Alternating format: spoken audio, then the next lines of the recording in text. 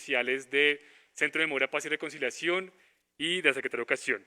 Saludamos especialmente a las víctimas y familiares que se encuentran en este espacio y a la comunidad educativa del distrito que se conecta hasta ahora en esta fecha tan especial.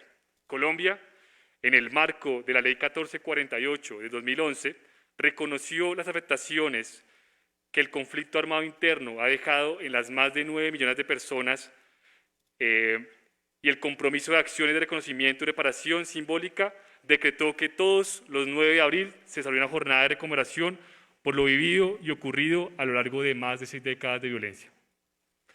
Hoy estamos conmemorando el Día Nacional de la Memoria y la Solidaridad con las Víctimas, una jornada intencionada para reflexionar sobre lo ocurrido y dignificar, a partir de relatos, narrativas y encuentros, la memoria de quienes han sido afectados de diversas formas por efecto de los hechos de violencia en el país. Por eso invitamos especialmente a Deidamia García, subsecretaria de Integración Interinstitucional, para que en este momento nos dé un saludo de apertura de este espacio.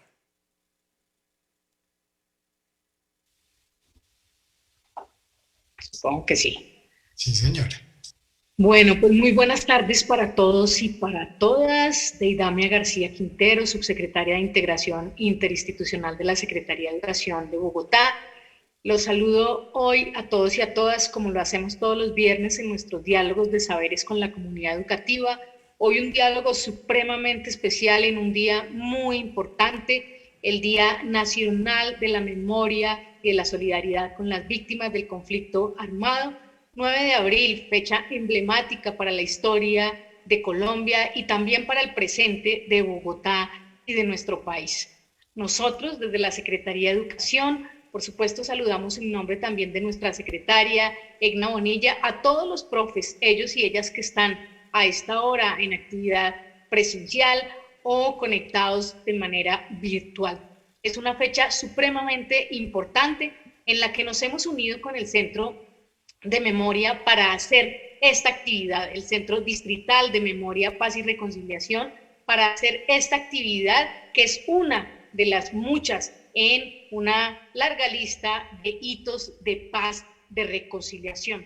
En un momento también en el que la educación es absolutamente definitiva, justamente para procurar una generación de paz para Bogotá y para Colombia. Y además donde los funcionarios públicos del Distrito Capital nos hemos comprometido con ser también, con que Bogotá sea un lugar para la reconciliación y para la paz, y que en ese sentido demos ejemplo nacional. Tenemos entonces una tarea supremamente importante hoy, no solamente hacer memoria, conmemorar, reconocer, dialogar con las víctimas del conflicto armado y por supuesto también con las víctimas de todas las violencias y con las víctimas de la violencia que hoy por hoy todavía vive en nuestro país. Entonces tenemos esa tarea y tenemos la tarea de que la educación sea justamente un camino para eso, para el diálogo, para la memoria, para la verdad, para la reconciliación y para la no repetición. No podemos tener una educación al margen de la vida y de la historia de nuestro país. Es justamente esa historia, esa memoria, la que deben convertirse en aprendizaje cotidiano de nuestros estudiantes, ellos y ellas. Es también la tarea de los maestros y de las maestras, justamente hacer memoria, trabajar en función del perdón, de la reconciliación y sobre todo de la no repetición. Y no hay no repetición si no hay verdad y memoria. Y hoy, en este día tan emblemático, eso tiene que reconsiderarse y considerarse más bien una tarea propia del sector educativo de permanente, por supuesto, trabajo, que es lo que vienen haciendo nuestros maestros y nuestras maestras, comprometidos con la memoria, con la verdad, con la reconciliación y con los derechos humanos. Desde la Secretaría, dentro de las muchas cosas que hacemos, pues tenemos un programa integral de educación socioemocional ciudadana y escuelas como territorios de paz que tiene esta tarea dentro de las muchas, pero que tiene esta tarea y es contribuir con la generación de paz para la ciudad y con una generación de paz para Colombia. Nos hemos unido con nuestros amigos y amigas del Centro de Memoria para presentar hoy justamente una cartografía de la memoria. Y seguramente ahora nuestro director del centro hablará más de ello y también en esta conversación. Desde el año 2009 se viene construyendo una cartografía por la memoria y por la vida y particularmente en este último año se ha hecho una actualización y nos unimos en este trabajo porque es un trabajo pedagógico, es un trabajo de responsabilidad también con la historia y con la construcción de democracia y paz en Colombia. Así que se ha hecho una actualización de esa cartografía que nos recuerda momentos emblemáticos, hitos, cosas que también debemos aprender y que por supuesto no debemos repetir. Y también nos pone en lugares emblemáticos que debemos reconocer hoy por hoy como aulas también del saber, de la reconstrucción de la memoria y demás. Nos unimos hoy entonces a todas, a cada una de las víctimas de nuestro país por hechos de conflicto armado y de violencias, a todas las víctimas de todos los lados. Esa es la verdad que tenemos que reconstruir, esa es la memoria que tenemos que hacer y que para eso sirva poner la educación en primer lugar, que el aula es el país y el país es el aula. Entonces, no estamos llamados aquí para saber o para decir qué cosas pueden ser o qué cosas no pueden ser, sino justamente para reconocer lo que ha sido la historia de nuestro país y aprender de ella y construir una generación distinta. Entonces, pues los saludamos. Bienvenidos y bienvenidas a este diálogo, a esta actividad, a este evento que, como decimos, se suma a una suerte de actividades, arranca una suerte de actividades que se realizarán durante todo el año. Día entonces nacional de la memoria y de la solidaridad con las víctimas del conflicto armado. Todas las víctimas, cada víctima importa. Y el papel de la escuela es trabajar entonces en la memoria, en la verdad, por supuesto, en la reconciliación y en la no repetición. Muchísimas gracias por hacer parte de esta actividad. Muchísimas gracias, subsecretaria Idamia. Ahora vamos a escuchar al subsecretario de Calidad y Pertinencia, Mauricio Castillo. Miguel, buenas tardes. Un saludo para todas y todas, para todas las maestras, maestros, todos los ciudadanos que hoy se han conectado a este evento, a este diálogo de saberes tan importante. A mi colega y querida subsecretaria Dey, un gusto tenerte en este diálogo y has dicho cosas fundamentales. O sea, yo creo que el esfuerzo que se ha venido desarrollando desde hace varios años y conmemorar esta fecha del 9 de abril, creo que es fundamental y es reconocer eso, es reconocer a las víctimas, a sus familiares, efectivamente en todo este proceso de reconciliación, paz, de memoria, de no repetición, como tú lo has dicho. Pero creo que el llamado es la solidaridad. Creo que la escuela está llamada a ese proceso de solidaridad. Y creo que es aquí donde tenemos que concentrar cada vez más nuestros esfuerzos. El sector educativo es muy amplio. El sector educativo en esta ciudad particularmente toca más de 2.500.000 personas y la escuela es eso. De ahí lo ha dicho, el aula es Colombia, Colombia es el aula y por eso nosotros tenemos que trabajar en eso y seguir trabajando a través de diferentes estrategias pedagógicas, a través de la escucha, a través del reconocimiento, a través de valorar los esfuerzos que se hacen para, para de verdad tener presente esa historia que hoy nos cambia la vida, que hoy realmente nos pone en una posición distinta, nos pone en que todos realmente tenemos que ser solidarios con este proceso. Entonces, hoy contar con un número importante de estudiantes y de familias que se vinculan al sector educativo, particularmente oficial, nos hace un llamado importante. Son más de 66.000 niños y niñas que hacen parte de este proceso, que lo han vivido, que lo han sufrido y que hoy están en una ciudad alejados de sus contextos, alejados por distintas razones de una historia y que hoy la educación tiene que respaldarlos. Entonces, trabajar en eso, trabajar bien en cada uno de estos proyectos que tenemos, en hacer de la escuela un territorio de paz, que estar hoy en las 20 localidades, tener más de 750 sedes, pero que cada una de esas sea ese reflejo de ese territorio de paz, creo que es fundamental.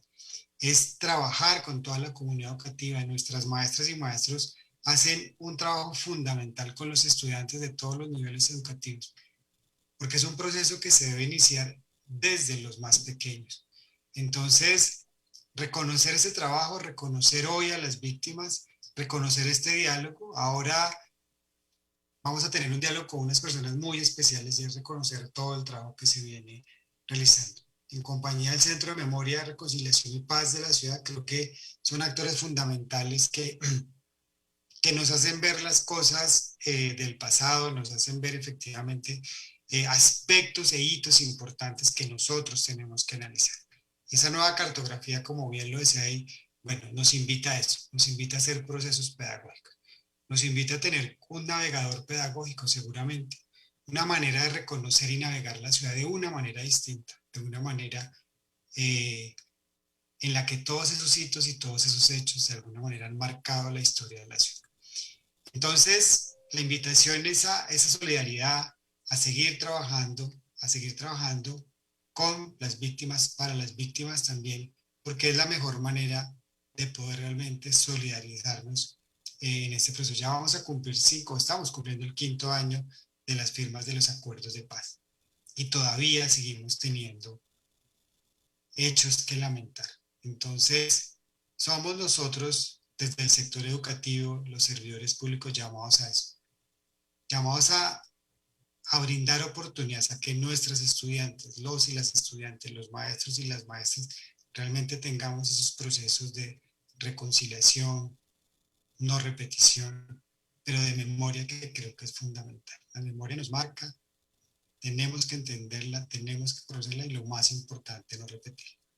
Entonces, un saludo especial para todas y todos. Esperamos que este diálogo que va a arrancar ya en varios minutos, pues pueda llevar un mensaje de eso, de solidaridad efectivamente y seguir trabajando. Creo que es lo más importante. El sector educativo tiene una función fundamental en que realmente la historia no pase en vano y que realmente podamos hacer unos ejercicios pedagógicos y que todas y todos reconozcamos eso. Entonces, Miguel, muchas gracias por la invitación a este espacio y ojalá que sea un espacio enriquecido, lleno efectivamente de muchos aportes que nos sirva para eso, para poder entender la historia, la reconciliación, la no repetición y lo más importante, la solidaridad. Subsecretario Mauricio, muy amable por sus palabras de reflexión pedagógica. Ahora invitamos al director del Centro de Memoria, Paz y Reconciliación, José Antequera.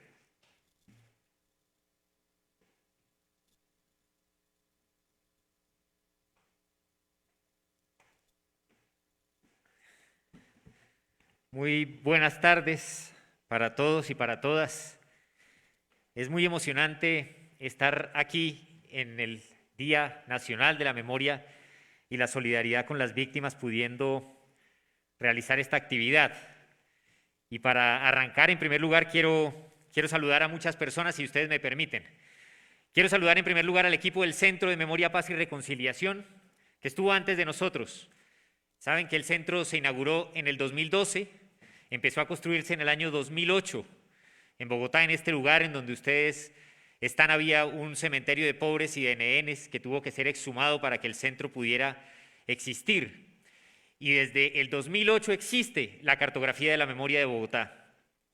Ese equipo que estuvo antes, esos equipos que estuvieron antes se encargaron de mantener viva la cartografía de la memoria y por eso la que tuvimos la primera vez tenía 20 puntos de memoria y ahora tiene 90 puntos de memoria. A quienes estuvieron antes de nosotros, en primer lugar les doy las gracias. Le quiero dar las gracias al equipo entero del Centro de Memoria, Paz y Reconciliación por hacer esta cartografía posible, al equipo entero y a quienes trabajan en la gestión del conocimiento desde el Centro de Memoria, a Fernanda Espinosa, a María Flores, que ha sido la encargada de alimentar esta nueva versión de la cartografía con investigación, a Joao Agames, que es nuestro diseñador encargado de lograr el diseño de esta cartografía que hoy estamos presentando, a Miguel Franco, por supuesto, quien trabaja en pedagogía y en la articulación con la Secretaría de Educación con nosotros, a Deidamia García, sin ninguna duda, aliadísima, la subsecretaria de Integración Interinstitucional, con quien nos vimos desde el primer día y sabíamos que teníamos complicidad en lograr un objetivo aplazado en la ciudad de Bogotá, que es el de convertir a los colegios realmente en lugares de memoria, decíamos, en ecosistemas de paz y de reconciliación, Deidamia. Te agradezco muchísimo por ser aliada para poder producir esta cartografía que estamos haciendo hoy y que no hubiéramos podido lograr sin ustedes. A Mauricio Castillo, subsecretario de Calidad y Pertinencia, por sus palabras. Habiendo hecho estos agradecimientos, también, por supuesto, les agradezco a los maestros, las maestras, docentes que están aquí con nosotros. Creo que su presencia aquí es compromiso y es eso lo que vamos a necesitar de ahora en adelante después de que tenemos la cartografía impresa, porque sobre todo se trata de utilizarla. Y le quiero agradecer muy intensamente, muy especialmente, con toda la fuerza del corazón, a víctimas, familiares que se encuentran hoy aquí con nosotros o que pueden estar viendo este evento a través de las redes sociales. Son estas personas las que han permitido que esta cartografía sea construida como un ejercicio participativo. Los puntos que ustedes encuentran en la cartografía han sido alimentados gracias también a las víctimas, a sus organizaciones. Varios de estos puntos que estaban antes en algún lugar de la ciudad, ahora se han cambiado a otros porque las organizaciones, por ejemplo, quienes trabajan en la reivindicación de los derechos de las personas desplazadas, han dicho que es mejor recordar el Parque El Tercer Milenio a simplemente hablar de la terminal de transporte. Muchos de estos familiares han escrito los textos o han aportado datos fundamentales que están hoy en la cartografía. A ustedes les doy muchísimas gracias.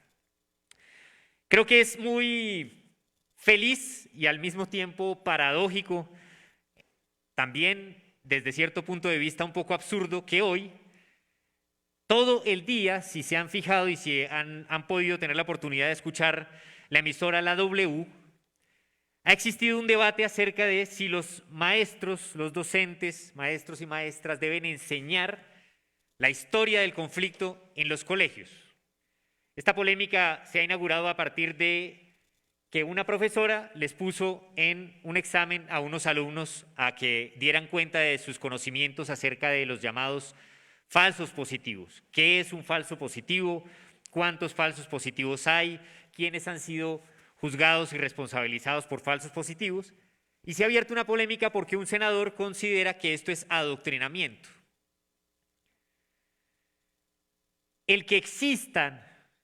El lograr que exista un compromiso de las instituciones del Estado para que las personas en general, pero en particular los estudiantes, puedan conocer la historia que les ha querido ser negada en muchos medios de comunicación, que les es oculta a partir de la impunidad, no es simplemente un capricho de los gobiernos de Bogotá o una marca de los gobiernos de Bogotá. Es una condición fundamental para que exista, para que un Estado pueda considerarse democrático. Que Bogotá tenga, como tiene, un centro de memoria, paz y reconciliación, con una secretaría de educación comprometidos con que los estudiantes sí se pregunten qué es un falso positivo, una ejecución extrajudicial, tanto como un acto de abuso y de brutalidad policial, tanto como un acto de genocidio, no es un capricho, ni siquiera es una elección, es una condición fundamental para que nuestra ciudad, nuestro Estado en general, pueda reputarse democrático. En cumplimiento de eso existe la cartografía de la memoria de Bogotá. Y con ella no queremos de ninguna manera enseñar el conflicto, como quien dice, adoctrinar y transmitir una versión cerrada, un relato cerrado acerca de lo que ha ocurrido a lo largo de la historia de nuestro país. Al contrario, este es un mapa en donde los acontecimientos pueden, a partir del intercambio y del diálogo, cobrar significado. En la cartografía de la memoria no se le está diciendo a nadie cómo pensar. Se está diciendo que obligatoriamente hay que pensar sobre esto. Y sí, hay que pensar sobre esto porque para eso se supone que nuestro Estado reconoce a partir de la Constitución del 91 los derechos humanos. El cómo pensar sobre eso es algo que se puede lograr y se tiene que lograr en el diálogo y en el intercambio en el aula de clase y en las instituciones educativas, y para eso docentes, maestros y maestras son lo que son, precisamente orientadores para la construcción de pensamiento crítico. También con esta cartografía estamos transmitiendo sí un mensaje fundamental, y es que todas las vidas en nuestra sociedad merecen ser lloradas por igual. Y eso que parecería una afirmación obvia, no es una afirmación obvia. No es obvio que todas las vidas sean lloradas por igual, porque en esa cartografía hay, por ejemplo, un punto dedicado a un joven que se llamaba Diego Felipe Becerra, que estaba haciendo un graffiti un día y al que un policía le disparó por hacer ese graffiti.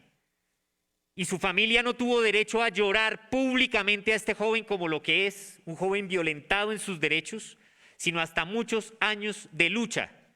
Incluso hoy tienen que seguir persistiendo en esa lucha porque aún se mantiene la impunidad en el caso a partir del hecho de que no hay sanciones aplicadas efectivas contra quienes dispararon contra Diego Felipe Becerra. Eso dice la cartografía. La cartografía dice que todas las vidas cuentan igual que las de las personas desplazadas, las de quienes han sufrido abuso y brutalidad policial, las víctimas de crímenes de Estado, las víctimas de secuestro cometidos por las FARC, las de las personas desaparecidas, como la de Nidia Erika Bautista, que durante muchísimos años no pudieron ser lloradas con derecho por igual. Eso hay que transmitirlo, por supuesto. Hay que transmitirlo porque es un compromiso con los derechos humanos, que todas las vidas tienen que ser lloradas por igual. Y esto, de alguna manera, al producirse desde el Centro de Memoria, Paz y Reconciliación como institución distrital, es algo que se está afirmando. Por eso para nosotros es tan importante y tan emocionante que esto se haga el 9 de abril. Hemos tenido muchas veces la pregunta acerca de cómo llevar el tema de la memoria, de la construcción de paz y reconciliación a muchos colegios, y muchas veces nos han dicho, no lleven una cátedra más, porque hay muchas cátedras. A veces los docentes tienen requerimientos de cátedras y de contenidos en educación que no sabrían cómo hacerlo. Nosotros, pensando en muchas cosas, también pensamos esta cartografía como un instrumento concreto, útil, que se puede utilizar en el aula de clase como a bien tengan los docentes, también a partir de su libertad. Y creo que eso tiene también un gran valor, el poder hacer que esto sea un instrumento útil más allá de un llamamiento general. Por último, les quiero decir el compromiso que tenemos, la posibilidad que tenemos a partir de esta alianza entre Centro de Memoria, Paz y Reconciliación, Secretaría de Educación, por supuesto la Alta Consejería de Víctimas, con el Alto Consejero Vladimir Rodríguez, que hoy está en diferentes actividades en la ciudad conmemorando el 9 de abril, es poder aprovechar esta alcaldía, que como todas las alcaldías es una oportunidad, para dar pasos adelante decididos en el posicionamiento de valores democráticos, en el posicionamiento de valores que hacen llamar república a nuestra república, y por lo cual se llama así, y no se llama monarquía con rey presidente. República, nuestra república, porque tiene, además de pesos y contrapesos, un respeto irrestricto por los derechos humanos, la consideración de que todas las vidas cuentan y la posibilidad de que eso también sea un derecho que se aplica, Memoria, Paz y Reconciliación, a trabajar sobre esta y cualquier otra herramienta o alternativa pedagógica que nos permita seguir ahondando en el objetivo de construir a Bogotá como epicentro de memoria, de paz y de reconciliación. Muchas gracias.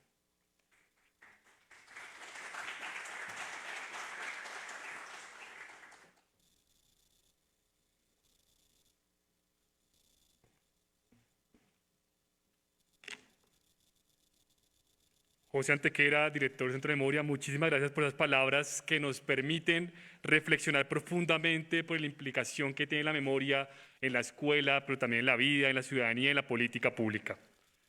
Hoy hemos convocado este espacio de escucha y de diálogo con dos objetivos fundamentales.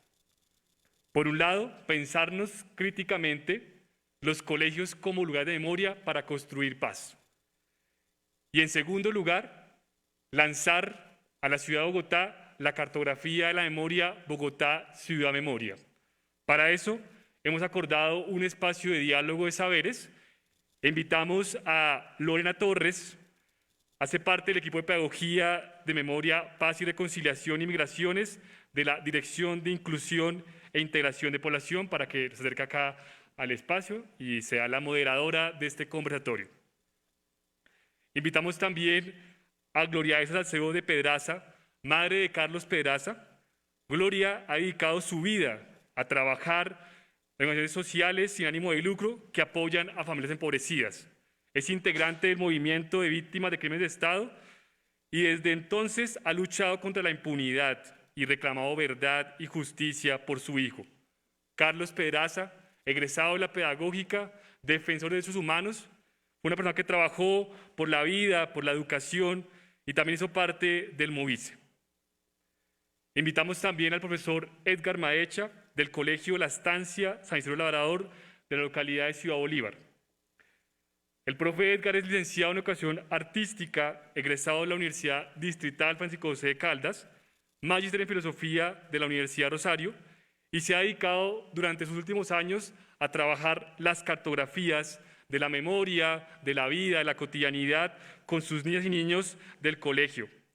Además ha realizado propuestas gráficas como fanzines que han permitido divulgar, no solo en la localidad, sino en la ciudad, ese trabajo cartográfico. Profe, bienvenido. Invitamos también a Rodrigo Torrejano Jiménez, hace parte de Archivos El Búho, sociólogo y estudiante de la maestría en Geografía de la Universidad Nacional de Colombia, estudiante de la especialización en Memorias Colectivas, Derechos Humanos y Resistencias de Claxo, es investigador de Archivos del Búho y la Corporación Centro de Estudios Sociales y Cultural de la Memoria. Actualmente se encuentra desarrollando la tesis de maestría sobre cartografías de la memoria universitaria, análisis de los lugares de memoria del campus de la UN. Por último, invitamos a Claudia Lancheros, amiga de las familiares de Sandra Catalina Vázquez Guzmán. Ella es politóloga de la Universidad Nacional de Colombia, integrante de la Escuela Colibrí, ha participado en el proceso de siembra de memoria de Jardín de Siempre Viva, ha trabajado temas de educación para la paz y en procesos pedagógicos para prevenir la violencia sexual contra niñas a través del conocimiento de sus derechos. Con ustedes, el conversatorio Los colegios como lugar de memoria para construir paz. Sonido. Ya.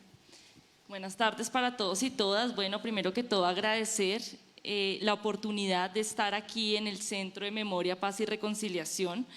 Como lo decía José Antequera, quienes tuvimos la oportunidad de estar en diciembre del 2012 en la inauguración de este auditorio denominado Generación de Paz, era porque en ese momento se estaba fraguando también un sueño en que la ciudad tuviera un escenario que se multiplicara y que pensara muchos lugares de memoria, muchos lugares de cultura de paz y muchos lugares que consideraran la no repetición. Entonces, hoy este conversatorio, este evento, este 9 de abril que hemos decidido hablar y denominar los colegios como lugares de memoria es porque reconocemos y estamos convencidos que históricamente la escuela ha hecho memoria. Históricamente en este conflicto armado la escuela ha sido un lugar de contención social y ha sido un lugar donde los sueños se han reproducido también para dar unos escenarios de esperanza y unos escenarios de otras formas de entender este país. Yo me siento muy honrada por estar en este espacio con estas voces que nos van a acompañar, con estas narrativas que nos van a acompañar en este 9 de abril y sobre todo con estas narrativas que nos van a ayudar a comprender y a construir otros lugares de memoria dentro de los colegios. Me siento honrada también porque en el auditorio desde el cual estamos transmitiendo y desde el cual saludamos a las personas que nos acompañan desde las redes, están los maestros y las maestras de Bogotá que hacen ejercicios de memoria, que hacen pedagogías de la memoria y que creen que la memoria es un ejercicio para dignificar la voz de las víctimas y la existencia de un discurso hacia la paz. Entonces, como lo decía Miguel, nosotros estamos hoy acompañados de el escenario de la escuela con la voz del maestro, con la voz de Edgar, que es profesor del distrito. Tenemos otra voz muy importante que es todo el tema y el ejercicio de las cartografías, los archivos, las investigaciones históricas y sociales en torno a las violaciones de derechos humanos, específicamente del movimiento estudiantil. Tenemos a la madre de Carlos Pedraza, compañero. Yo conocí a Carlos en la universidad, entonces me siento muy honrada de estar con la señora Gloria y con la amiga familiar de Sandra Catalina, que también es un caso que ahorita vamos a ejemplificar y un caso también que se relaciona con lo que antecedía y nos contaba José Antequera, esos casos de los cuales las violaciones por parte de agentes del Estado han estado presentes en la historia de la violencia de este país. Bueno, para comenzar quisiera que habláramos con Archivos del búho y para quienes no nos conocen también ustedes contaran un poco. Ustedes vienen haciendo un ejercicio muy interesante, un ejercicio de investigación. De hecho, el mes pasado hicieron el lanzamiento de una publicación y una cartografía que compone más de 15 casos de violaciones de derechos humanos hacia estudiantes, y ustedes son un colectivo que están conformado por estudiantes de la Universidad Nacional y otras universidades. Para abrir y para comenzar a hablar de este 9 de abril y un poco darle también sentido a esta fecha, que no solamente es la conmemoración pensando en lo que pasó en 1948, sino en la memoria viva de las víctimas del conflicto armado y la solidaridad con ellas. Desde el ejercicio que ustedes vienen haciendo, ¿cómo consideran que la memoria favorece la dignificación de las víctimas y cómo consideran que esa memoria puede trascender a ejercicios que continúen dignificando la memoria de las víctimas del conflicto armado? ¿Se escucha así? Bueno, pues buenas tardes y primero, como Archivos del Búho, como representante del proceso de investigación Archivos del Búho, es muy importante estar aquí. Digamos, agradecemos muchísimo la invitación del Centro de Memoria, Paz y Reconciliación, así también como lo agradecimos el 24 de febrero cuando en esas instalaciones hicimos el lanzamiento de la cartografía de la memoria del movimiento estudiantil. Y digamos como que es grato ver que caminamos como hacia el mismo sentido de poder hacer de la ciudad un territorio de paz y poder reflexionar a propósito de lo que implica habitar la ciudad y hacer memoria desde los lugares. Digamos, como desde ahí es importante reconocerlo y agradecemos muchísimo la invitación y el poder estar acá. Nosotros hemos intentado asumir el ejercicio de la memoria también como un ejercicio de reivindicación política y continuidad de la militancia política que implica ser estudiante y estudiante de universidad pública en el país. Nosotros lo reflexionábamos el 24, retomo esa reflexión a propósito de que para nosotros hacer memoria y contar las historias de quienes estuvieron antes que nosotros y que con sus luchas han permitido que, por ejemplo, la educación del país siga siendo pública en medio, digamos, también de unas condiciones de persecución, de seguimiento, pues es también una responsabilidad política frente a eso. Y posiblemente ahí empezamos a hablar de la dignificación. Hacer memoria también implica hablar sobre las trayectorias de vida, sobre las luchas, sobre las reivindicaciones, sobre los deseos o sobre esos proyectos de vida que se vieron truncados a propósito de la ocurrencia de un hecho violento. Se parte del hecho de suponer que la víctima tiene la responsabilidad de lo que le ocurre. Desde el lugar del militante o la militante política, lo que se asume es, le ocurrió porque se lo buscó, ¿sí? Casi que existe una justificación detrás de la victimización que sufre, en este caso desde la militancia política. Desde el joven del barrio, desde el grafitero, desde el joven de la barriada popular, desde las mujeres siempre se asume el escenario de la justificación, asumiendo siempre que es en la víctima donde se encuentra la justificación de lo que ocurrió. Hacer memoria y reconocer esas trayectorias de vida de quien se trae desde el pasado para poder pensar el presente es también reivindicar esos contextos de ocurrencia de los hechos violentos y es sacar un poco el escenario de la justificación de que eso ocurra, ¿cierto? Sin duda, por eso la memoria también es tan fundamental para poder pensarse la no repetición, ¿sí? Es decir, situarnos, intentar encontrar elementos que nos permitan reconocer y entender por qué ocurrieron estos hechos violentos. Sin duda también hay muchas de las violencias, como ya lo decían ahora, como lo decía José Antequera, muchas violencias que en el pasado siguen ocurriendo también en el presente. Entonces, sin duda, el ejercicio de la memoria y el ejercicio de la dignificación de las víctimas parte de reconocer que existen unas condiciones sistemáticas en donde la violencia se ha utilizado como un instrumento para silenciar las voces de quienes no están de acuerdo o para silenciar las voces de los empobrecidos, ¿cierto? Entonces, en ese sentido, digamos, nuestra apuesta es intentar hacer memoria, digamos, reconstruir esas trayectorias de vida, retratar cuáles fueron esas luchas o cuáles fueron esas intenciones de quienes ya no están, interpelar un poco en el presente y sin duda pensarnos el futuro desde la lógica de posiblemente también de continuidad de muchas de esas luchas que quedaron allí pendientes por efecto de la ocurrencia de un hecho violento. Gracias, Rodrigo. Rodrigo coloca y abre este conversatorio con elementos muy interesantes, sobre todo desde donde podemos comprender la dignificación de las memorias en el reconocimiento de esas trayectorias vitales que han sido truncadas y que han sido truncadas en un camino de violación de derechos humanos. Para este ejercicio y para el conversatorio de hoy era muy importante reconocer, y en este ejercicio cartográfico y en este reconocimiento de las trayectorias de las que nos habla Rodrigo, reconocer las trayectorias de los niños y niñas que también han sido víctimas, porque muchos de los niños y niñas que están matriculados en nuestros colegios del distrito de Bogotá, que han sido víctimas del conflicto armado, sus voces, sus narrativas, sus historias tienen que ser fundamentales para la reconstrucción de la historia y para la no repetición.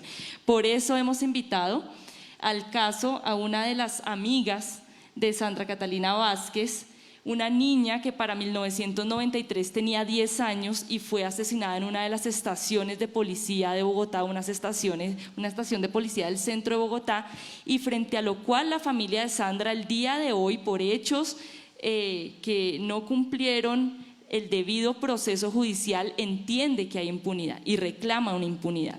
Entonces, esas trayectorias de las que nos habla Rodrigo y esas trayectorias vitales que han sido interrumpidas por estas violaciones en el marco del conflicto, para nosotros es indispensable que aparezcan en estas cartografías y que esas cartografías sigan siendo alimentadas con casos, no solamente como el de Sandra Catalina, que muchos de acá seguramente no lo conocían, y que podamos también hacer reclamos frente a la verdad, a la justicia y a la reparación. Entonces, en ese sentido, nos acompaña hoy una amiga de Sandra Catalina que ha acompañado todo el proceso de reivindicación de su memoria. Nos gustaría preguntarle, bueno, hoy estamos hablando de cartografías y en esta cartografía está el caso de Sandra. ¿Cómo consideras que estas memorias, la memoria de Sandra y de muchas víctimas más que están acá, pueden contribuir a los ejercicios de memoria que hacemos en la escuela y en otros escenarios educativos formales y no formales? Bueno, muchas gracias. Un saludo muy especial, un saludo de paz, fraterno, sororo, a la comunidad educativa, a los amigos del Centro de Memoria, a la Secretaría de Educación. Para nosotras, las sembradoras del Jardín de la Siempre Viva, es muy grato estar aquí. Ha sido un camino largo, ha sido un camino en que decidimos transformar un lugar marcado por un feminicidio cometido por un agente del Estado hace 28 años, y quisimos entregar a la ciudad un espacio transformado, o sea, un espacio de memoria para también recoger las memorias de los niños y las niñas victimizados en el marco del conflicto armado. O sea, el Jardín de la Siempre Viva es un jardín que honra las memorias y sobre todo esas formas de violencia invisibilizadas. O sea, las voces de los niños y las niñas están muy silenciadas, están muy ocultas. Y quiero dar un saludo muy especial a los profes del distrito, del sistema público, de los colegios privados, que insisten en escuchar las voces de las niñas y los niños, porque ese es un camino para construir paz. Nosotras desde este jardín hemos aprendido muchas cosas. Una de las cosas que hemos aprendido es que dignificar la memoria de las víctimas es también construir paz. Es un camino para insistir en la garantía y en la promoción de los derechos de los niños y las niñas. O sea, hablamos de generación de paz, pero nosotras en este proceso que llevamos 8 años con el jardín y hemos visto también cómo la ciudad se ha transformado y hemos visto cómo la Universidad de los Andes invitó a la familia a la demolición del antiguo edificio en el que seguramente fueron victimizadas muchas más personas, ¿sí? Entonces, transformar el espacio urbano, decir que este lugar que tuvo la marca de un feminicidio de una niña pudo ser convertido en un lugar donde nosotras sembramos la memoria y sembramos también la vida. Y también creemos que es un espacio pedagógico porque los niños y las niñas que se acercan al jardín encuentran un mensaje muy potente para la construcción de la paz. O sea, la construcción de la paz a partir de ejercicios simbólicos, de ejercicios de armonizar también la tierra, de sembrar. Entonces, esto ha sido todo un aprendizaje, inclusive el tema de sembrar y de jardinear ha sido también un proceso terapéutico para la familia. La señora Gloria nos ha acompañado en conmemoraciones, ha sido un sitio de encuentro también y fundamentalmente también un lugar para la conciencia, es decir, la conciencia de la deuda histórica que tiene el Estado y la sociedad colombiana con la infancia. Es decir, creo que todas las personas que hemos estado cerca a casos de violencia sexual en niños y niñas, creemos que no queremos que le pase a ningún otro niño o a ninguna otra niña, ¿sí? Perpetrado por el Estado o inclusive por sus familiares dentro de su entorno protector, ¿sí? De cualquier situación de estas. Perdón. Entonces, me ahogué con el tapabocas. Bueno, entonces básicamente es eso, ¿no? Como poder decir, esto pasó, nosotras sembramos un árbol por Juliana Zamboní con unos niños y unas niñas del Colegio Nuevo Chile, les pedimos perdón, porque es que ese es un lugar de conciencia, o sea, desde allí estamos diciendo que hasta que nosotros no seamos capaces de dar una infancia digna, en este país no va a haber paz, porque la paz del país pasa por respetar el cuerpo, la vida de las niñas y los niños. Y creo que la deuda es enorme, porque son generaciones y generaciones de niños y niñas heridos. Entonces, para nosotras, siempre que hacemos la conmemoración, lo hacemos en el sentido de transformar el dolor en esperanza de que el país cambie, pero desafortunadamente encontramos bombardeos justificados a niños y niñas reclutados forzadamente, y por eso desde el Jardín de la Siempre Viva insistimos en la paz. O sea, como que construir memoria y hacer ejercicio de memoria y dignificar la memoria de estas niñas y estos niños, por ejemplo los de Arauca, los de Puerto Rico, Antioquia, todos y todas, implica garantizar los derechos ya y dignificar la infancia y respetarla. Gracias. Gracias, Claudia. Yo creo que Claudia coloca puntos muy interesantes, sobre todo en cómo este 9 de abril es una necesidad, un propósito de pensarnos las infancias, los derechos, el reconocimiento de los niños y niñas en el marco de las violencias, especialmente en las violencias que se generan dentro del conflicto armado interno. Y como ya Claudia lo colocaba, como también estas memorias conducen, abren unas puertas, abren unos caminos para pensarnos unos abanicos de posibilidades en la construcción de paz y unos abanicos de posibilidades también para que la esperanza llegue y abrir la puerta a la esperanza, porque esto no se trata tampoco de generar un desasosiego. La búsqueda de la verdad, la memoria, la reconciliación y la no repetición también deben estar acompañadas de unos ejercicios de esperanza y unos ejercicios de reconocimiento. Y en ese sentido yo quisiera preguntarle a la señora Gloria, como lo decía Miguel en la presentación, Carlos Pedraza era un profesor de ciencias sociales, educador popular, con unos múltiples escenarios de trabajo en lo educativo, por ejemplo. Yo quisiera preguntarle, en esa vía también de lo que nos habla Claudia, ¿cuál es el legado de Carlos para la ciudad en términos educativos? Hoy estamos con maestros, nos están viendo las comunidades educativas, los niños, las niñas. ¿Cuál será el legado desde la voz de una madre que hoy le dice a la ciudad, el legado de mi hijo y la necesidad de hacer memoria es la siguiente? ¿Cuál es el legado para la señora Gloria? Bueno, buenas tardes, muchas gracias por la invitación, por tenernos en cuenta. A ver, yo soy como poco de memoria, entonces traigo escrito y he escrito lo siguiente. Su legado es con su ejemplo, que lo dedicó a compartir con la comunidad, colegios públicos y en los territorios colombianos, donde trató de ayudar desde su ser, con la lucha popular, lo que lo caracterizaban, y el principal aporte es que Carlos fue fundador del colectivo Pensamiento Crítico de la Universidad Pedagógica, de donde es egresado. Allí es donde empieza sus aportes como docente en formación, y también lo hace en las movilizaciones y marchas por la educación pública. Ese creo yo que sería su legado. Gracias. Un poco también con lo que nos decía Rodrigo, ¿no? La lucha y la reivindicación de la educación pública en los diferentes escenarios y el sueño de otros posibles países, de otras posibles realidades que desde lo social pues se dan, y la escuela trabaja diariamente por ello. Entonces, hablando de la escuela, yo quisiera preguntarle a Edgar, que está en aula, que es maestro, aparte es maestro de artes y desde allí viene agenciando ejercicios de memoria. Quisiera preguntarle a Edgar cómo él percibe que ha sido la relación entre conflicto y escuela y cómo la escuela responde a esa relación, cuál es ese lugar de la escuela dentro de los conflictos, especialmente el conflicto armado interno.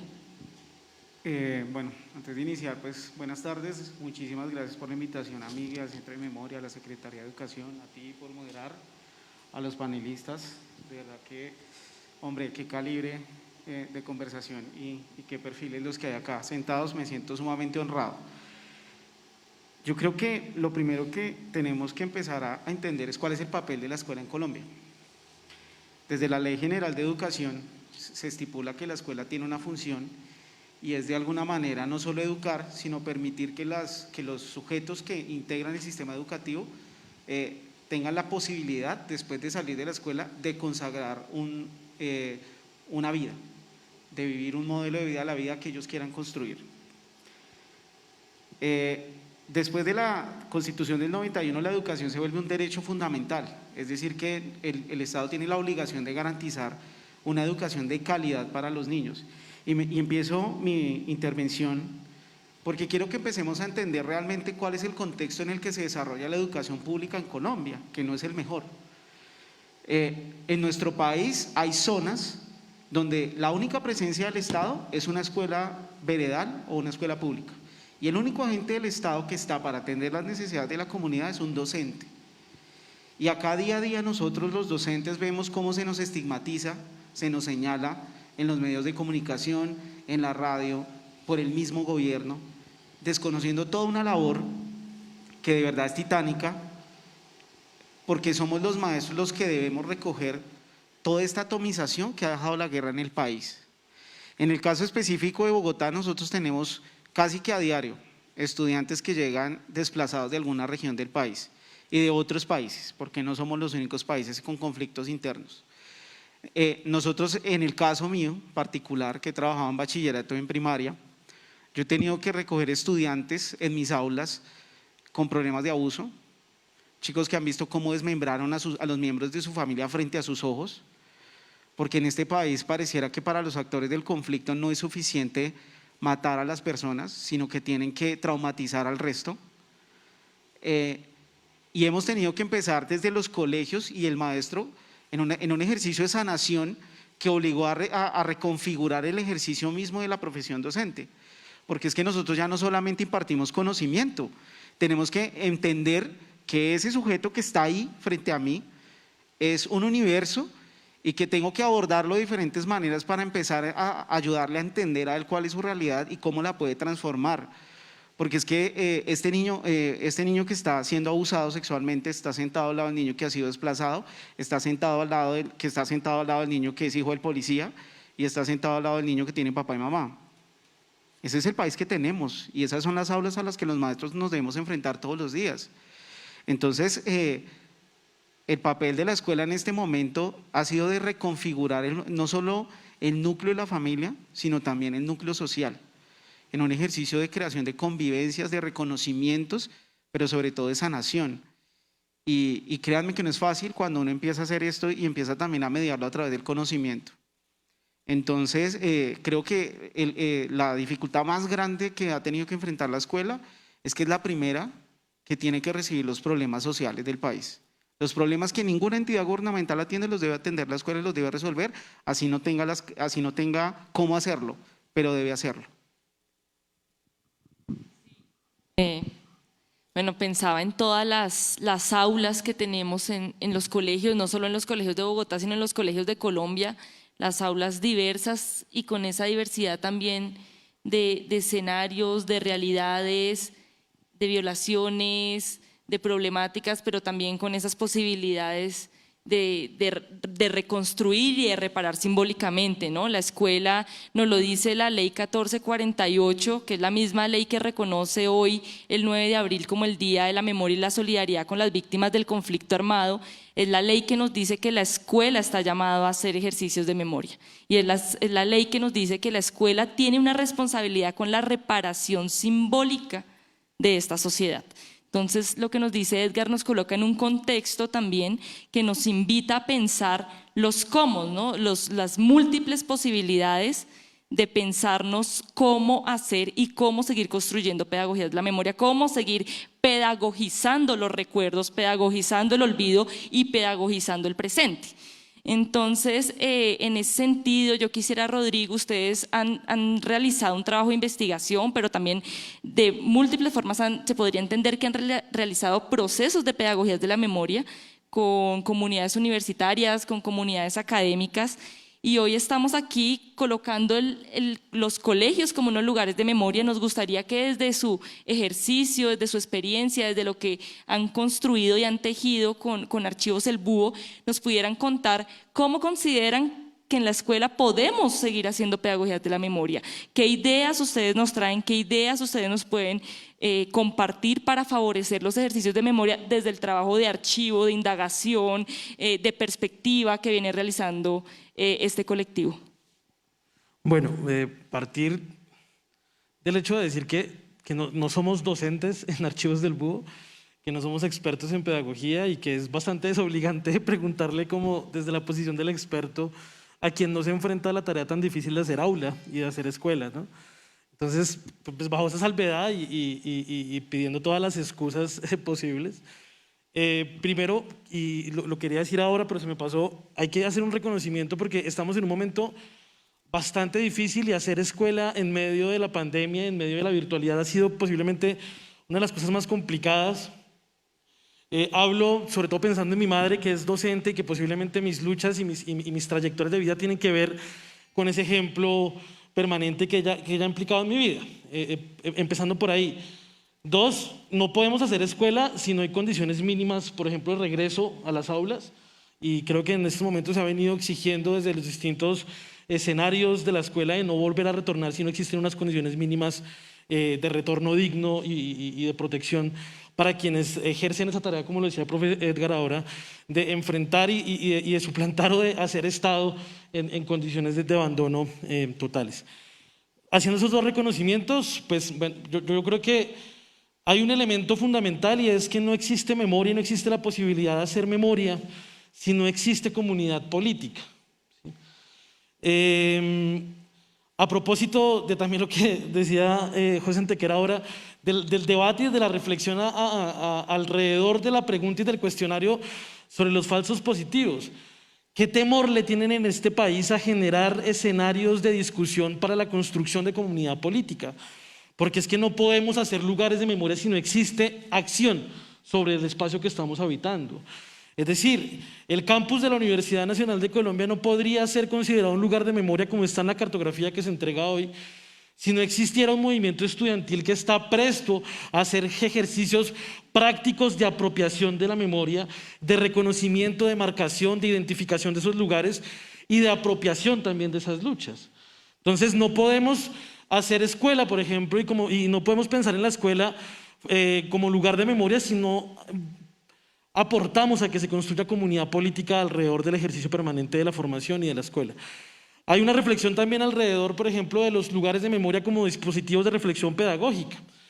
Y es el dispositivo de reflexión pedagógica es cómo nos pensamos también ejercicios de producción de pensamiento, de investigación, de conocimiento, de cartografías de lo sensible, digamos como desde esos escenarios que permitan también reconocer cuáles son las trayectorias de vida o cuáles son las historias que están en el espacio del barrio de la localidad que ocupamos, ¿cierto? Eso yo creo que es fundamental, preguntarnos qué estamos produciendo en términos investigativos o qué estamos produciendo en términos de pensamiento o de pensamiento crítico, de pensamiento sensible en la escuela, y eso no podemos pensarlo si no existe un ejercicio de apropiación y no existe un ejercicio de acción política. Cerraría con una reflexión aprendida de un proceso muy bonito en Argentina que se llama la Coordinadora de Barrios Populares, la Coordinadora Popular de Barrios por la Memoria. Y pensado también en el caso del compañero Carlos Pedraza. Carlos no solamente es importante para la Universidad Pedagógica, Carlos no solamente es importante para el lugar donde decidió hacer sus militancias y sus luchas por la vida digna. Carlos es importante en las trayectorias de vida en los barrios populares, en los territorios, como bien lo decías ahora, ¿cierto? Y un poco la reflexión que traigo desde Argentina es, hay que instalar, por ejemplo, una placa en el colegio donde él transitó, no solamente hay que marcar el lugar donde desapareció o donde lo encontraron en sus restos, sino también dónde estuvo, dónde habitó, ¿cierto? Dónde actuó. Cuando nosotros proponemos la cartografía de la memoria del movimiento estudiantil, sabemos que hay muchos casos de desaparición forzada donde ha sido imposible identificar cuál fue el lugar exacto de la desaparición. Pero nosotros lo decíamos y en conversaciones a propósito de estas cartografías de la memoria decíamos, pueden ser, por ejemplo, las juntas de acción comunal en los barrios un lugar para el encuentro, un lugar para la memoria. Y sin duda, pues en esa perspectiva comunitaria de hacer memoria, los colegios juegan un papel importantísimo sobre eso. Sí, porque la memoria también se construye entonces a través de esas trayectorias, de esa intención de hacer comunidad política y de esa intención de hacer un ejercicio permanente de acción y de apropiación sobre los espacios, en este caso sobre los espacios pedagógicos. Gracias. Gracias. Rodrigo señala varios elementos importantes, especialmente importantes para el ejercicio que hoy estamos colocando acá, que es las cartografías y cómo cartografiamos la memoria en la ciudad. Yo recojo de algunas de las cosas que menciona Rodrigo y que me abre también paso para conversar con Claudia, y es los lugares de por sí no son memoria. Es decir, los lugares solos no, necesitamos de unas pedagogías, de unas reflexiones sobre cómo las sociedades aprendemos y reflexionamos el pasado, de cómo las sociedades nos entregamos, olvidamos o hacemos procesos de recordación del pasado y de cierta selección de ese pasado. Y lo otro es cómo también la escuela está dada para otorgar un sentido y un significado a esos lugares. Entonces pienso que de lo que nos menciona Rodrigo, de estos ejercicios cartográficos como el que hoy estamos entregando, como que entrega hoy el Centro de Memoria, Paz y Reconciliación y la Secretaría de Educación, es un barco, una posibilidad, un elemento, una herramienta metodológica y una herramienta pedagógica para hablar de esto que nos propone Rodrigo, ¿no? Hablar de los sentidos y de los significados de los lugares y de cómo la memoria está espacializada y tiene un lugar dentro del espacio y está territorializada. Ayer estábamos en el cierre de la Semana de la Memoria del Colegio Sierra Morena, y parte de lo que se decía allí era eso, cómo la escuela tiene una necesidad de compartir con el territorio cercano las memorias, compartir con la cancha de fútbol, compartir las memorias que hay con la bodega de venta del Cocinol, porque allí hay una memoria territorializada y hay una memoria particularizada que necesitamos construir y que necesitamos continuar trabajando y continuar mapeando. Entonces eso lo comparto con Claudia, y desde lo que Claudia nos mencionaba, hay unas memorias también de la esperanza, hay unas memorias de la paz, hay unas memorias también desde donde se resignifican las versiones del presente y las solicitudes de justicia, de paz y de no impunidad. Yo quisiera preguntarte, tú conoces lo que estamos lanzando hoy, este material que estamos proponiendo como material pedagógico, no solo para los colegios, sino para toda la ciudadanía. ¿Qué mensaje y qué crees que pueden tejerse? ¿Cuáles aprendizajes crees que pueden tejerse desde este material para las nuevas generaciones? ¿Qué puede aportar este tipo de ejercicios cartográficos para las pedagogías de la memoria, para las pedagogías de la paz y para las pedagogías de la reconciliación? Bueno, muchas gracias. Felicitar a la Secretaría de Educación y al Centro de Memoria porque a veces el tema de la didáctica en el aula, o sea, como producir los materiales, cuesta un tiempo, reflexiones, espacios de encuentro.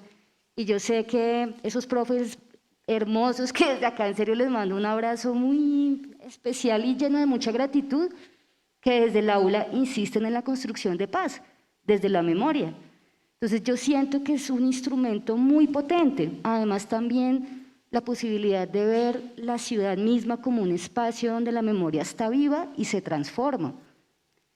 Es decir, cómo también podemos convertir estos espacios urbanos que han estado marcados en oportunidades pedagógicas para poder conversar sobre la historia del país, pero en clave pues de transformar esto que hemos, o sea, en clave de transformarla también, o sea, en clave de transformar, en clave que podamos tener diálogos democráticos, en clave de poder recordar estas personas que por pensar distinto y por tener un pensamiento crítico y proponer cosas en el país ya no están.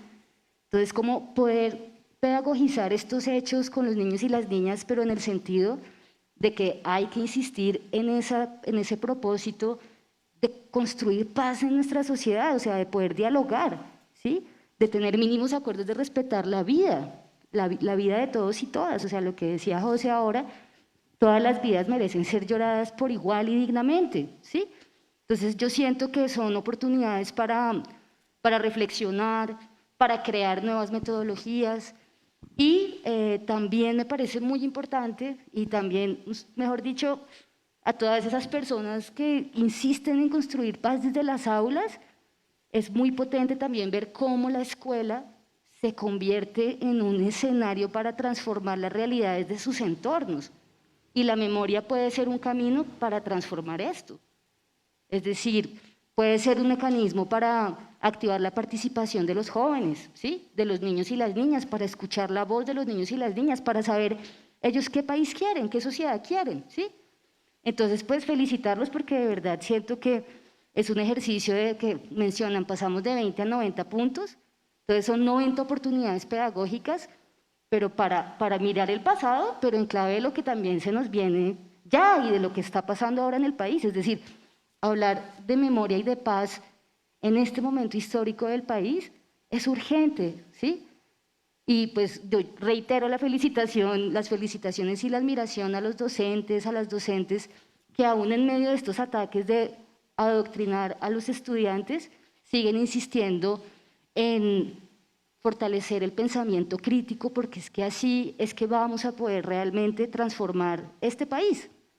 Entonces, gracias, yo dejaría. Gracias, Claudia. Este tema es interesante, de hecho podríamos durar muchísimo tiempo hablando, es apasionante aparte porque estamos con diferentes voces, diferentes trayectorias vitales y diferentes experiencias también de cómo se han reconstruido las memorias. Y Claudia dice algo maravilloso y lo colocaba José, y es como nosotros aquí creemos que ni en la escuela se recluta, ni en la escuela el maestro hace un proceso de adoctrinamiento, sino que en la escuela se construyen memorias y se construyen otras posibilidades. Y en ese sentido, para ir también cerrando, yo quisiera conversar. Edgar hace un trabajo lindísimo en el Colegio San Isidro porque trabaja con niños y niñas y trabaja cartografías de la memoria, cartografías de los barrios, cartografías de esos escenarios inmediatos, de esos contextos inmediatos. Entonces, desde el ejercicio que hace Edgar, a mí me gustaría, para ir cerrando también esta conversación y finalmente ahorita conversar con la señora Gloria, es desde la práctica docente, desde la experiencia docente, Edgar, ¿cuáles son los retos para seguir trabajando por esto, para seguir demostrándole a una sociedad y seguir cumpliendo nuestra labor como docentes y este proceso educativo, seguir diciéndole, aquí no olvidamos para la no impunidad, sino que aquí construimos generaciones de paz? Yo creo que lo primero que hay que empezar a hacer en la escuela y como sociedad y al interior de la familia es permitir la pregunta del por qué. El por qué creo yo que es la pregunta más potente que un niño puede hacer. Y si ustedes recuerdan su infancia o los que tienen hijos, los niños en los primeros 4 o 5 años de vida todo preguntan ¿por qué? ¿Por qué? ¿Por qué? ¿Por qué? ¿Por qué? Y nosotros en nuestra incapacidad de poder explicar la realidad, pues terminamos silenciándolos. Empiezo la reflexión con esto porque es que cuando yo en el colegio tengo un conflicto, un estudiante que golpea a otro, que es algo casi cotidiano, lo primero que le pregunto es ¿por qué le pegaste? No, porque es que me miró mal, pero ¿por qué? O sea, que te mire mal no es una justificación para que lo golpees. Y es el mismo ejercicio que utilizo cuando empezamos a hacer las cartografías. ¿Por qué vives acá? ¿Por qué estudias acá? ¿Por qué tus papás te tuvieron? ¿Por qué tus papás viven ahí? Y uno empieza a encontrar con ese ejercicio del por qué, que hay toda una construcción genealógica de la familia, ¿cierto? Familias que son nómadas, familias que han sido desplazadas, familias que son fundadoras, y eso empieza a construir toda la memoria de por qué el territorio se configura de esa manera. Ciudad Bolívar es una de las localidades que más recibe desplazados del país. Entonces es una localidad supremamente atomizada con un montón de dinámicas sociales sumamente complejas y eso se refleja en el diseño de sus calles, en el diseño de las fachadas de las casas. Entonces, digamos que en los barrios populares en Bogotá tienen una cosa muy común, y es que las fachadas de las casas tienen cierta alusión a las casas del campo, porque mucha gente viene de allá y pues ellos llegan con sus imaginarios, ¿cierto? Entonces, creo que lo primero que tiene que hacer la escuela y la sociedad es empezar a reconocer a los niños como sujetos de conocimiento, como personas que tienen algo que decir y que aportar. O sea, mi ejercicio no sería posible si yo no entendiera que mis estudiantes tienen mucho que decir.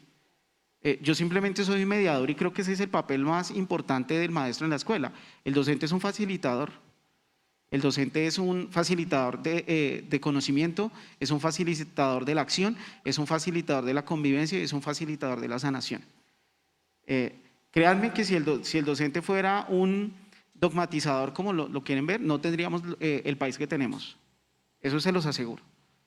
Pero el docente como facilitador es una herramienta social sumamente importante dentro del colectivo, porque es que el docente es el primer tejedor de memoria, es el primer tejedor de conciencia, es el primer tejedor de colectividad, de intersubjetividad. Y ese ejercicio es el que se debe empezar a reforzar en la escuela y en la sociedad. Y la escuela tiene que empezar a hacer algo importante al interior de la familia, porque es que en algún punto le quitaron la responsabilidad a la familia de los procesos académicos. Le quitaron a la familia la responsabilidad de comprender la importancia que tiene la educación para transformar el contexto y para transformar la vida de los sujetos. Y eso es algo que tenemos que recuperar. Nos lo quitaron y no podemos dejar que nos lo sigan quitando, tenemos que recuperarlo. Tenemos que empoderarnos y creo que ese es el primer paso para empezar a construir una sociedad en paz. Porque es que tenemos generaciones, yo mismo he sido víctima, mi familia ha sido víctima de la violencia en el campo. Entonces, uno termina volviéndose víctima indirecta porque esa la familia es la que tiene que mirar cómo resuelve esos problemas que tuvieron los otros. El vecino, ¿cierto? Esas cosas que nos quieren quitar, que es la solidaridad y esa construcción colectiva de la sociedad. Entonces, creo que eso es lo primero que hay que recuperar. Entonces, tenemos que empezar a empoderarnos nuevamente. Gracias. Y bueno, cerrando ya este espacio, porque ahorita viene la presentación de la cartografía de la que tanto hemos hablado y la cual ustedes, las personas que nos están acompañando presencialmente en este auditorio, tienen en sus manos. Yo no me quisiera ir antes sin darle la palabra a la señora Gloria. Es muy importante para nosotros estar acompañados de una madre, de una víctima que también le cuenta a la comunidad y le cuenta a la ciudadanía, no solo a la comunidad educativa, ese legado de Carlos, pero también ese hacer de las familias. Hoy está acá también la hermana de Carlos, a quien extiendo un saludo. Y yo quisiera cerrar preguntándole a la señora Gloria, ¿cuál es el mensaje para la ciudadanía en general? ¿Cuál es el mensaje en este contexto de país y cuál es el mensaje que nos deja para la construcción de paz? ¿Por qué es importante hacer memoria y por qué todavía nos queda algo de esperanza para pensar que es posible la construcción de una paz estable y duradera? Bueno, pues yo digo que es importante porque nosotros no podemos dejar que nuestros seres queridos desaparezcan así porque así. Entonces, si nosotros hacemos memoria, ellos estarán siempre presentes en nuestros corazones, en nuestra cotidianidad de todas las cosas que hicimos y queremos continuar haciendo. Entonces, es importantísimo tenerlos presentes. Nosotros por eso cualquier evento que nos dicen hay tal cosa y nosotros vamos, llevamos la pancarta que tenemos de él y hablamos de él. Y también es importante porque pues uno se reúne con gente que ha sufrido lo mismo que uno. Porque pues yo pensaba, cuando uno oía que mataron, uno lo primero que piensa es en la mamá. Pero resulta que ese ser, como en nuestro caso es un hermano, es un tío, es el hijo, es el sobrino, entonces es duro. Gracias, señora Gloria. Nosotros queríamos cerrar porque queríamos escucharla y sobre todo dignificar y agradecer que usted hoy esté aquí, no solo por hoy ser el 9 de abril y ser el Día de la Solidaridad y la Memoria, sino por todo el trabajo que ustedes vienen haciendo en el reconocimiento de la memoria de Carlos y de muchas otras víctimas más que han sufrido el caso y el hecho victimizante de la desaparición forzada y el asesinato. Muchísimas gracias por estar acá. A ustedes muy amables. Yo quiero recoger ya para finalizar algunos elementos que se colocaron, y es la educación como proceso social debe permitir estas empatías de las que nos habla la señora Gloria, y debe permitir estas empatías para que los sentidos y los significados de los que aquí hemos hablado permitan preguntar por qué, quién lo hizo, dónde sucedió, quiénes fueron los causantes, para que estos hechos no vuelvan a suceder. Entonces, hoy los colegios como lugares de memoria y como constructores de paz es solamente un motivo para seguir pensando y seguir reconstruyendo la memoria de este país. Muchas gracias a quienes me acompañaron, muchas gracias por haber puesto en la palabra y por haber permitido que quienes están aquí, quienes nos acompañan en las redes, nos hayan escuchado. Muchas gracias. A ustedes, gracias. Gracias.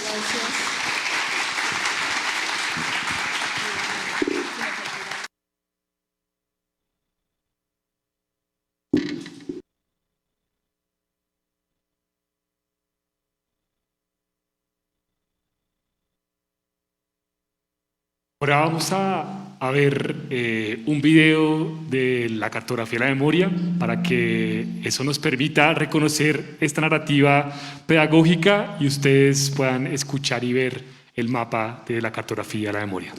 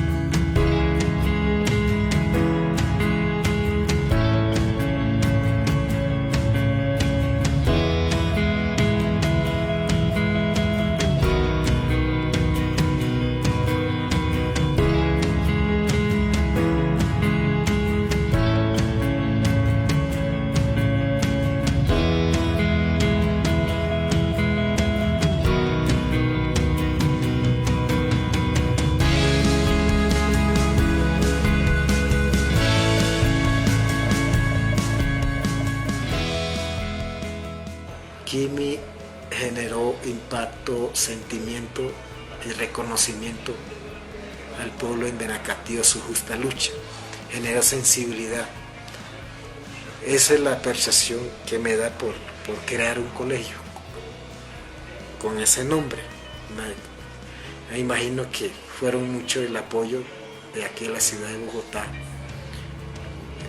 los universitarios, los estudiantes, la gente de las organizaciones sociales. Quimi dejó un mensaje y crear una sensibilización hacia la lucha de los indígenas. Papá nació en un municipio en Chaparral, Tolima, marcado por la violencia. Él salió de Chaparral muy joven por hechos violentos que había en el municipio y vivió en medio de la violencia del país y finalmente, es lo más paradójico de todo, murió por un acto violento en medio de la violencia, habiendo dedicado su vida a buscar alternativas jurídicas a la violencia. Para mí es muy importante que el Jardín de la Siempre Viva esté en la cartografía de Bogotá para que Colombia y Bogotá se enteren de lo que sucedió hace 28 años en la tercera estación de policía.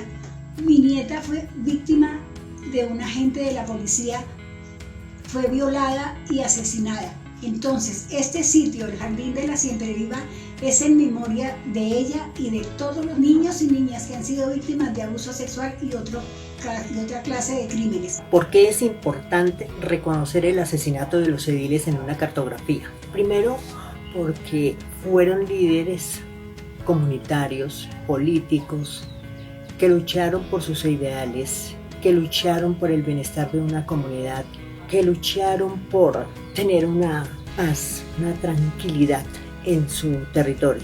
Ellos, donde quiera que se encuentren, nos están fortaleciendo para que sigamos adelante, que resistamos con todo esto que se vivió, que luchemos por todos esos ideales, por todos esos bienestar hacia nuestra comunidad. Mi nombre es David Medina, soy familiar de Dylan Mauricio Cruz Medina, asesinado el 23 de noviembre del año 2019 a manos de un oficial del ESMAD en la calle 19 con cuarta, centro de Bogotá.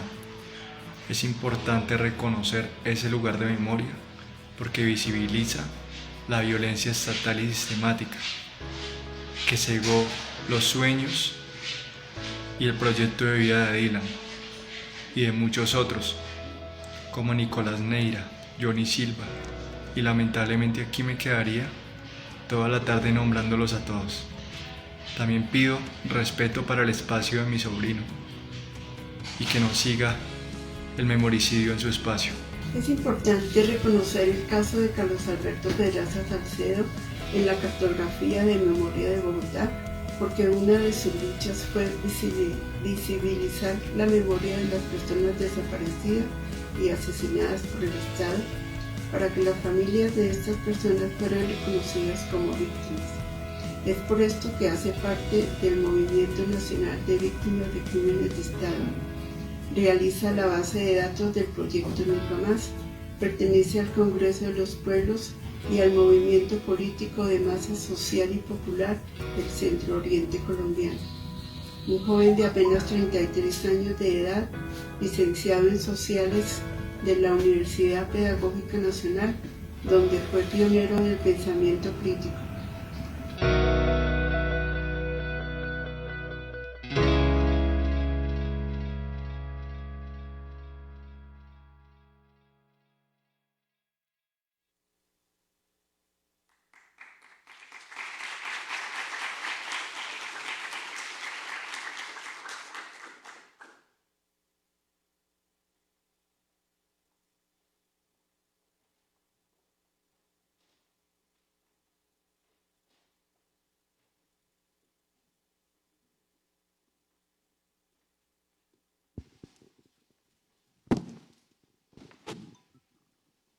Estamos acá para conversar ahora sobre el lanzamiento de la cartografía específicamente. Estamos con María, con Fernanda del equipo de gestión de conocimiento del Centro de Memoria, Paz y Reconciliación, y estamos con Edwin Usa, director de participación de la Secretaría de Educación. Fernanda, ¿cuál es la importancia de estos lugares de memoria para la ciudad? Las calles de Bogotá, esas calles que habitamos cotidianamente, que muchas veces pasamos por allí y no sabemos qué ha sucedido, están repletas de memoria. Y es justamente esto lo que nos permite ver la cartografía de la memoria. Esas calles de la ciudad que nos dice Alejandra Gaviria y ese primer proyecto de la cartografía de la memoria también hablan. Y nos hablan sobre los debates del espacio público, de cómo habitamos esa ciudad y esos territorios, las localidades, los barrios, nuestras propias casas como lugares de memoria. Los mapas, además, no son ejercicios neutrales. En general, los mapas nos permiten representar, y en este caso, representar una ciudad marcada por los lugares de memoria. Para nosotros, como centro de memoria, es fundamental. Esos lugares de memoria que nos dicen esos teóricos pues, de la memoria, que condensan esas prácticas de memoria, cristalizan la memoria colectiva, pero también, y una cosa fundamental para pensar también el proceso pedagógico de la cartografía, es que son lugares de memoria como laboratorios a espacio público, ¿no? Justamente nos permiten los colegios, pero las herramientas prácticas de habitar estos espacios públicos como unos laboratorios en la vida cotidiana en estos territorios de ciudad. Y también resaltar pues que esta ciudad, Bogotá, muchas veces, Bogotá Ciudad Memoria, es el título de esta cartografía, porque Bogotá muchas veces se ha construido y se ha pensado, se suele pensar como alejada del conflicto y de las violencias, y la cartografía nos permite justo darnos cuenta de todos los hechos, de todos los lugares, de todas también las iniciativas de resistencia que tiene la ciudad. Y eso pues nos parece fundamental también como un lugar de violencias, pero sobre todo de resistencias por la memoria. Y pensando justamente, ya varios en el panel lo señalaban, como la memoria no como un hecho en el pasado, sino como una apuesta de presente y de futuro, que se ve en esa memoria urbana de la cartografía. Por último, solamente quisiera añadir, me parece fundamental que pensemos esos lugares de memoria como lugares vivos de disputa en los espacios públicos que los niños y las niñas, los jóvenes, toda la ciudadanía habita cotidianamente, y particularmente la cartografía recoge también una serie de iniciativas de los ejes de la memoria como la 26 y la séptima, como rutas y territorios que nos permiten pensar también esas relaciones entre los lugares de memoria.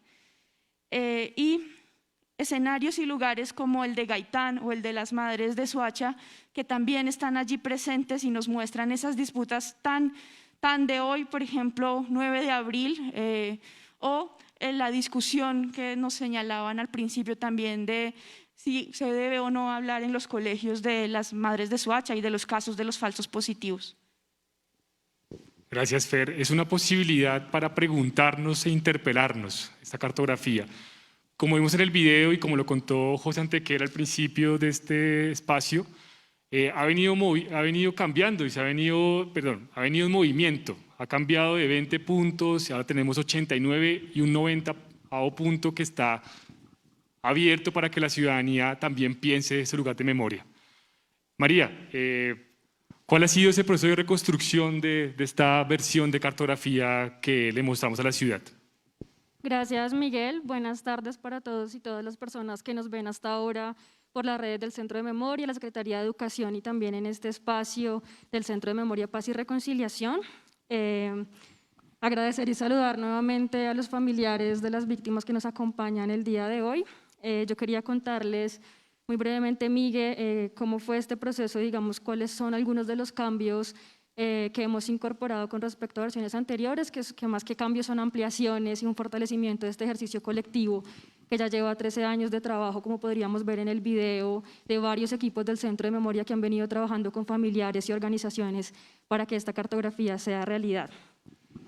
Pues contarles en primer lugar que fue para nosotros muy importante continuar este ejercicio con los familiares, con las organizaciones, con las víctimas y pensar este trabajo como una parte de ampliación y de renovación de unas líneas de trabajo que venían previamente en los otros equipos del Centro de Memoria.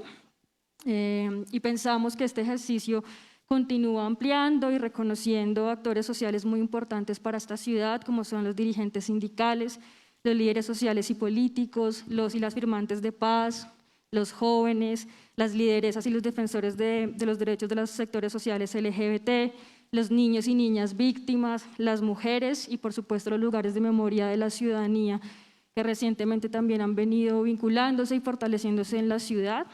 Quisimos continuar esta línea de trabajo de reconocer a estos actores que tantos aportes le han hecho a la paz, a la construcción de democracia, al fortalecimiento de los derechos humanos en Bogotá y en el país.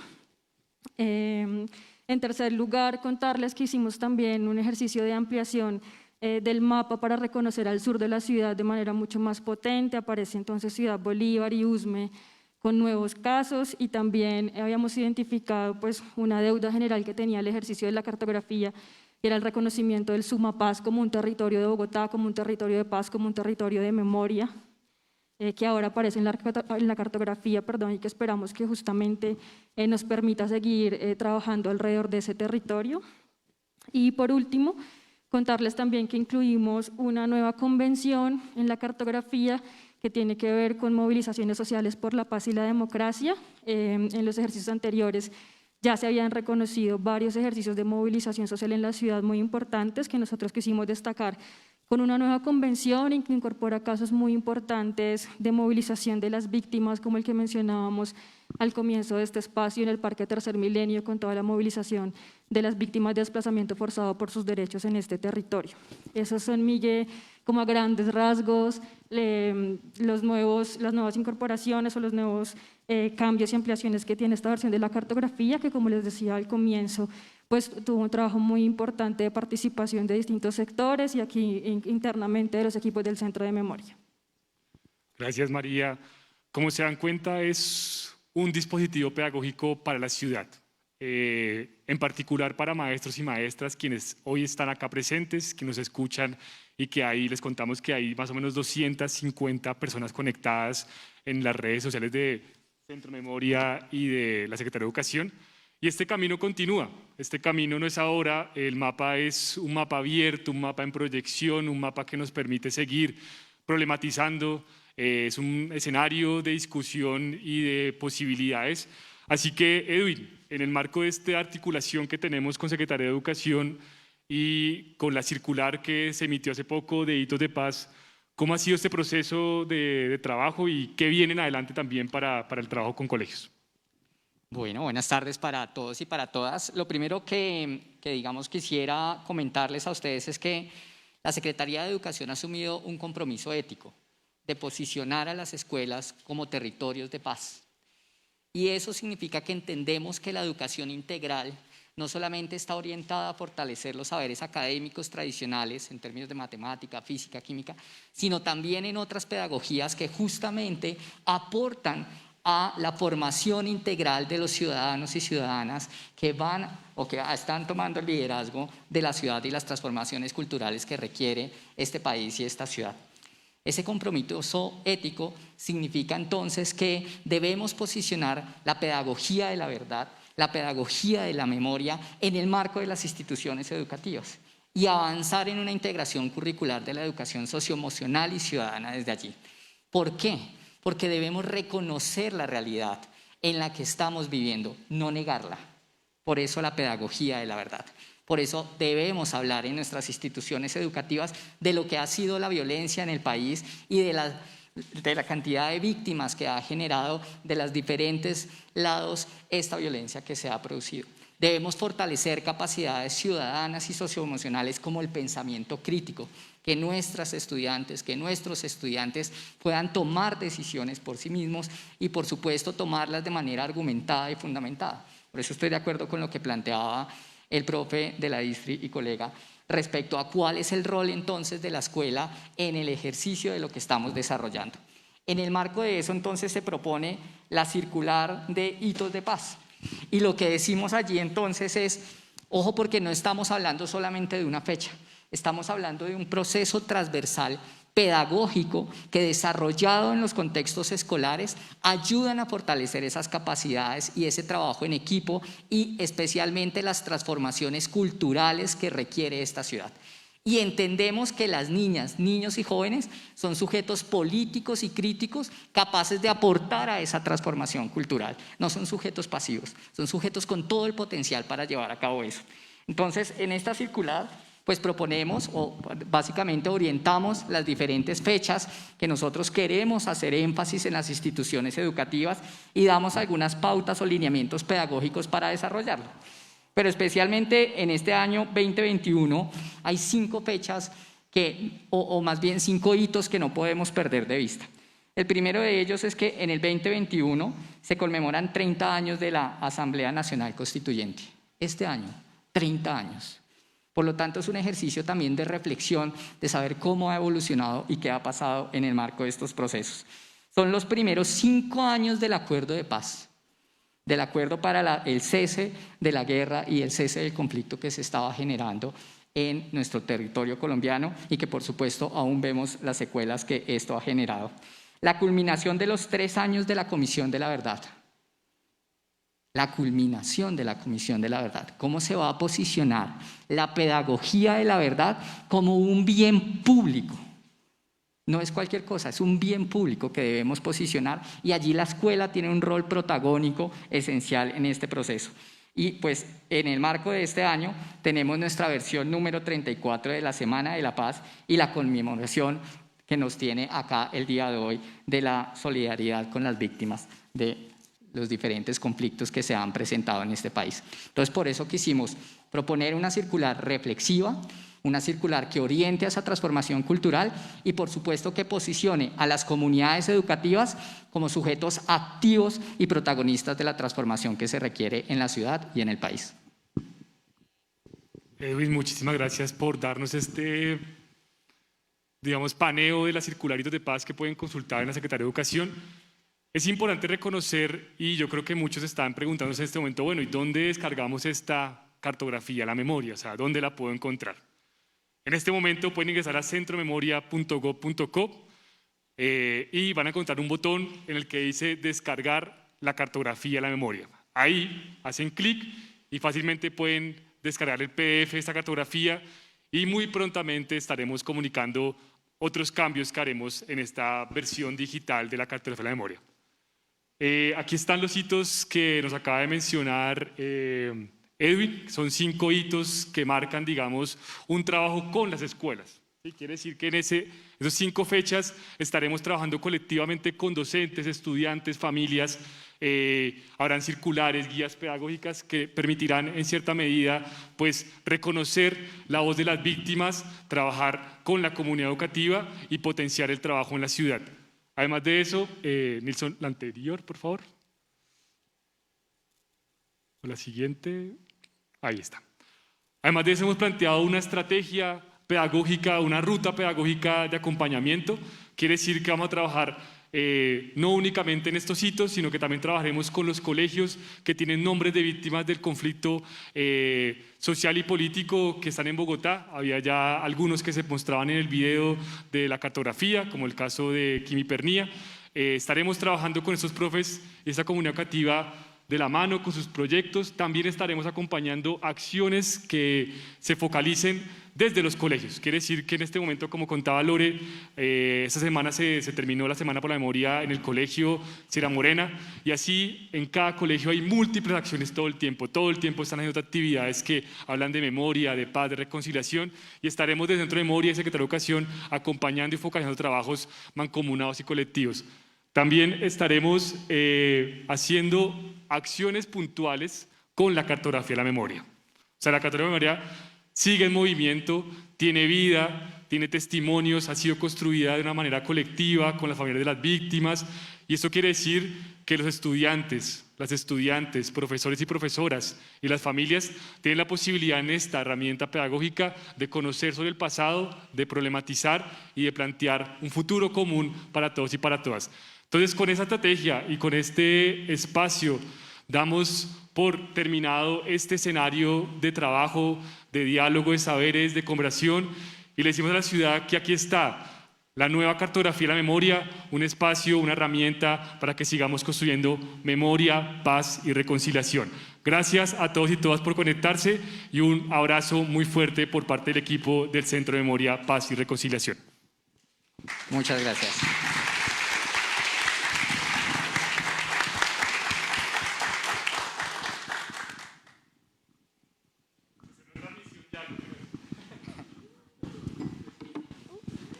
Gracias a todos y a todas.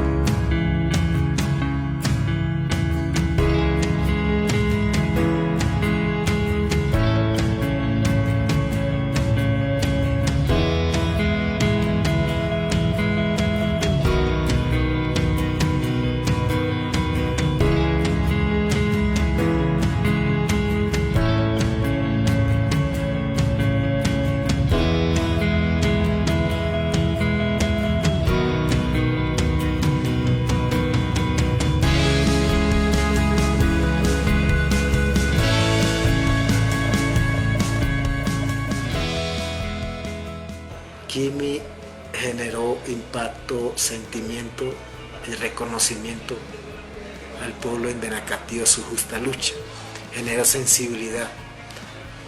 Esa es la percepción que me da por crear un colegio con ese nombre. Me imagino que fueron mucho el apoyo de aquí en la ciudad de Bogotá, los universitarios, los estudiantes, la gente de las organizaciones sociales. Kimi dejó un mensaje y dejó crear una sensibilización hacia la lucha de los indígenas. Papá nació en un municipio en Chaparral, Tolima, marcada por la violencia. Él salió de Chaparral muy joven por hechos violentos que había en el municipio y vivió en medio de la violencia del país y finalmente, es lo más paradójico de todo, murió por un acto violento en medio de la violencia, habiendo dedicado su vida a buscar alternativas jurídicas a la violencia. Para mí es muy importante que el Jardín de la Siempre Viva esté en la cartografía de Bogotá para que Colombia y Bogotá se enteren de lo que sucedió hace 28 años en la tercera estación de policía. Mi nieta fue víctima de un agente de la policía, fue violada y asesinada. Entonces, este sitio, el Jardín de la Siempre Viva, es en memoria de ella y de todos los niños y niñas que han sido víctimas de abuso sexual y otra clase de crímenes. ¿Por qué es importante reconocer el asesinato de los ediles en una cartografía? Primero, porque fueron líderes comunitarios, políticos, que lucharon por sus ideales, que lucharon por el bienestar de una comunidad, que lucharon por tener una paz, una tranquilidad en su territorio.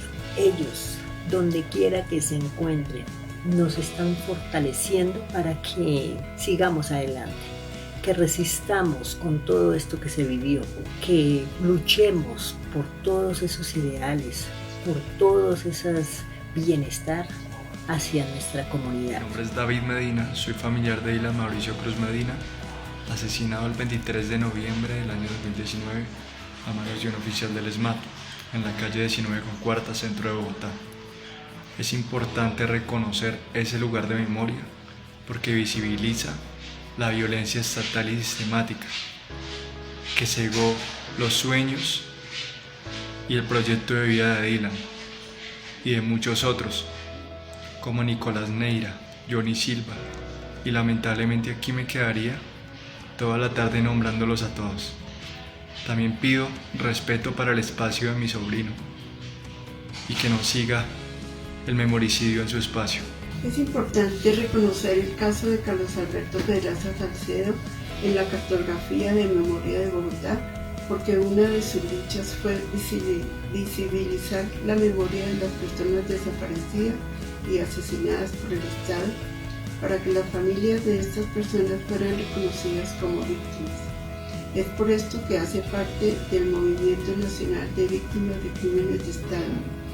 Realiza la base de datos del proyecto Nunca Más, pertenece al Congreso de los Pueblos y al movimiento político de masa social y popular del Centro Oriente colombiano.